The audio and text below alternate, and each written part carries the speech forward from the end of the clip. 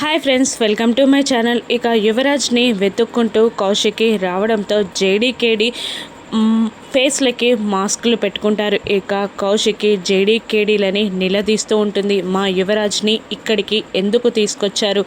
నేరం చేస్తే case file చేసి ఎఫ్ఐఆర్ రాసి కోర్టులో సబ్మిట్ చేయాలి, లేదంటే స్టేషన్లో పెట్టాలి, కానీ ఇక్కడికి ఎందుకు తీసుకొచ్చినట్టు అని జేడీకేడీలని నిలదీస్తూ ఉంటుంది కౌశికి. ఇక యువరాజ్ని కుట్టినట్టు యాక్టింగ్ చేస్తూ తన తలకి దెబ్బ తానే తగిలించుకొని ఇక వాళ్ళ ముందు వైజయంతి, కమలాకర్, కౌశికి ముందు నొప్పి నొప్పి అని యువరాజ్ అరవడంతో ఇక వైజయంతి, కమలాకర్, కౌశికి ముగ్గురు యువరాజ్ దగ్గరికి వెళ్ళి బాధపడుతూ ఉంటారు. ఇక వైజయంతి ఇలా అంటూ ఉంటుంది, అయ్యో నా కొడుకుని కొట్టి చంపేస్తున్నారే అని అరుస్తూ ఉంటుంది వైజయంతి. ఇక వాళ్ళని ఎంత చెప్పినా వెళ్ళకపోవడంతో వైజయంతిని జేడి లాగేస్తుంది, తోసేస్తుంది వైజయంతిని. ఇక వైజయంతి వెళ్ళి ఒక టేబుల్ మీద పడిపోతుంది.